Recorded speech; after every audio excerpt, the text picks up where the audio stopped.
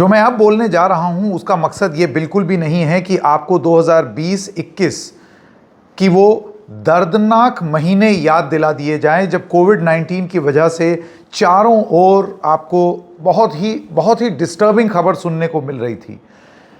हज़ारों लाखों में बातचीत हो रही थी कि लोग मर रहे हैं, लाखों में केसेस रजिस्टर हो रहे हैं, वैक्सीन को लेकर के तमाम तरीके की बातें और मास्क, मतलब वो पूरा माहौल ऐसा था कि भगवान ना करे वो दौर कभी वापस आए। लेकिन ये चीज़ इस दुनिया भर के सारे साइंटिस्ट ने बोला, और ये हम और आपको ये जानना भी ज़रूरी है कि कोविड-19 का वो भयानक रूप भले ही हमारे पीछे हो, लेकिन कोविड-19 खुद पूरी तरीके से मर गया हो या समाप्त हो गया हो, ऐसा नहीं है। कोविड-19 एक बार फिर से हिंदुस्तान में दस्तक दे रहा है। इसके कई वेरिएंट सामने आए हैं, लेकिन शुरुआत में ही बता दें, बहुत सारी जगह आपने ये पढ़ा सुना होगा या देखा होगा कि वापस आ गया कोविड-19, लौट आया कोविड-19। याद करो वो खौफनाक मंजर। ये मकसद नहीं है, डरिए मत। और बहुत सारी चीज़ें हैं खुश होने के लिए भी, क्योंकि उस तरीके की स्थिति शायद ना उत्पन्न हो, लेकिन अलर्ट रहना भी बहुत ज़रूरी है। कोविड-19 का कौन सा वेरिएंट अभी आया है, इससे जुड़ी हुई कुछ 10 बातें ऐसी क्या हैं जो आपको जाननी ज़रूरी है, क्योंकि इसके मामले अब धीरे धीरे हिंदुस्तान में बढ़ रहे हैं। नमस्कार, मेरा नाम है संकेत उपाध्याय और आप देख रहे हैं इशारों में। तो सबसे पहले आपको ये बता दें कि 25 मई 2025 को भारत में कोविड-19 के केसेस बढ़े हुए मिले हैं, और अब तक जब तक हमने ये रिपोर्ट रिकॉर्ड की है तब तक 257 active cases have been reported nation wide, primarily in states like Kerala, Tamil Nadu, Maharashtra, Karnataka and Delhi. यानी कि 257 मामले अब तक सामने आए हैं। और फिर से मैं यहाँ पर ये बता दूँ, 257 ये उस तरीके के मामले हैं, जैसे कि आप आगे जानेंगे, जो तीव्रता में पिछले मामलों की तरह नहीं है। ये उस तरीके से जान नहीं ले रहे हैं ये मामले जैसे कि एक वक्त कोविड-19 का वेरिएंट ले रहा था, लेकिन फिर भी अलर्ट रहना ज़रूरी है। और 257 अगर आप वैसे देखें तो बहुत बड़ा आंकड़ा नहीं है, क्योंकि इस देश ने तो लाखों केस देखे हैं कोविड-19 के। तो ये अभी शुरुआत हो रही है। अगर इसको कंट्रोल कर लिया गया या सर्दी ज़ुकाम में ही निपट गया तब तो कोई दिक्कत नहीं है। सीजनल होता है ये, और अभी क्योंकि सर्दी खांसी बुखार लोगों को हो भी रहा है मौसम के बदलने की वजह से, इस वजह से ये और चपेट पकड़ रहा है। आगे बढ़ते हैं। तो ये जो केरल, तमिलनाडु, महाराष्ट्र, कर्नाटका, दिल्ली में ये सर्ज देखने को मिला है, ये है कोविड-19 के ओमिक्रॉन सब वेरिएंट का। याद है आपको ओमिक्रॉन? ये एक वेरिएंट था कोविड-19 का।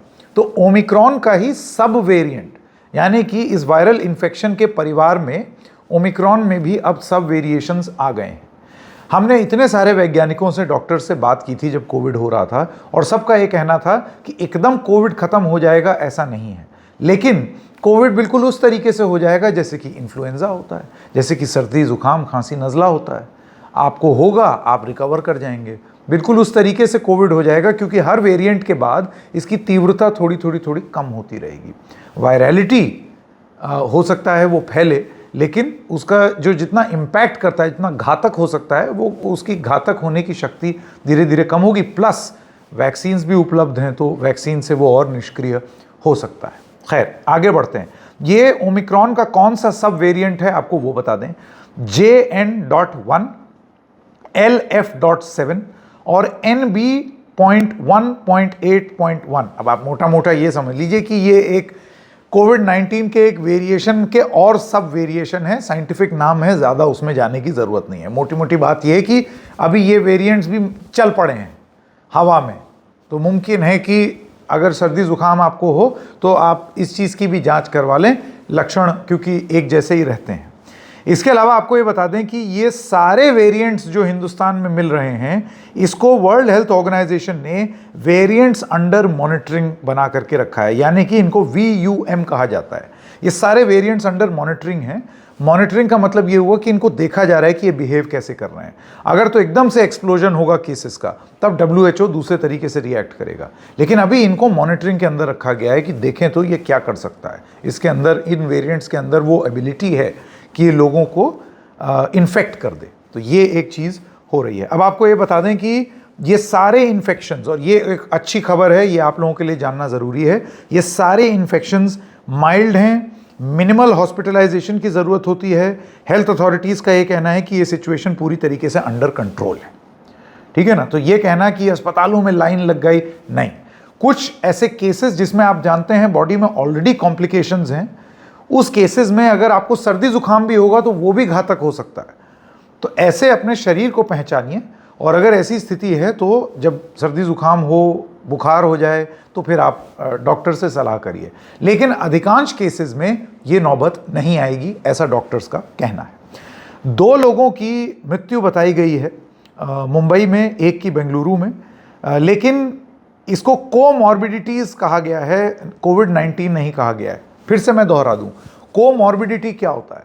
इसका मतलब ये होता है कि आपको पहले से ही हार्ट प्रॉब्लम, आपको पहले से ही शरीर कमज़ोर, इम्यूनिटी कमज़ोर। तो जब ऐसी कमज़ोरी शरीर में होती है तो आपको खुद अलर्ट रहना पड़ेगा, यानी कि हल्का सा भी कोई अगर चीज़ आई, तुरंत डॉक्टर के पास चले जाइए, तुरंत जो बेस्ट उपचार हो सकता है वहाँ चले जाइए। लेकिन हाँ, इसका मतलब ये नहीं है कि जो परफेक्टली स्वस्थ परिवार है और स्वस्थ शरीर है, उसको भी अगर सर्दी जुकाम हो जाए तो चाहे कि मैं स्ट्रेचर पे लेट के अस्पताल में जमा हो जाऊं, वो वाली स्थिति नहीं है, ठीक है ना। अब आइए आगे बढ़ते हैं, आपको 10 पॉइंट्स बताते हैं। माइल्ड केसेस डोमिनेट, जैसे कि मैंने आपको बताया 257 एक्टिव कोविड-19 केसेस, ये आगे अभी फिगर और बढ़ेगा, लेकिन इस कार्यक्रम को रिकॉर्ड करने तक 257 केसेस हैं। कर्नाटका का अपडेट, कर्नाटका में 35 केस थे 2025 में अभी तक, जिसमें से 15 दिन में एक थोड़ी सी राइज हुई है। कोमॉर्बिडिटी से एक 84 साल के बुजुर्ग की मौत हुई है, और एक 9 महीने का बच्चा कोविड-19 पॉजिटिव टेस्ट हुआ है, लेकिन स्टेबल है। दिल्ली की बात करें तो दिल्ली में 23 केसेस सामने आए हैं, the first in nearly 3 years, मतलब 3 साल में पहली बार ये केस दिल्ली में आए हैं। Prompting hospitals to prepare beds, oxygen, medicine and vaccine, यानी कि अस्पतालों में तैयारी शुरू कर दी गई है, एहतियातन, ज़रूरत नहीं पड़ेगी, और पेशेंट स्टेबल हैं, ऐसा बताया जा रहा है। हरियाणा की बात करें तो हरियाणा में 4 केसेस रिपोर्ट हुए हैं, 2 गुरुग्राम में, 2 फरीदाबाद में, और तैयारी करने की बात कर दी गई है हरियाणा में। उत्तर प्रदेश की बात करें तो 55 साल की एक महिला जो नोएडा में थी, और 4 लोग गाज़ियाबाद में, उनको पॉजिटिव वो जांचे गए हैं कोविड-19 के लिए, और इंक्रीज सर्वेलेंस हो रही है और क्वारंटाइन मेजर्स लगाए जा रहे हैं घरों में। याद है ये सारे शब्द 2020 के।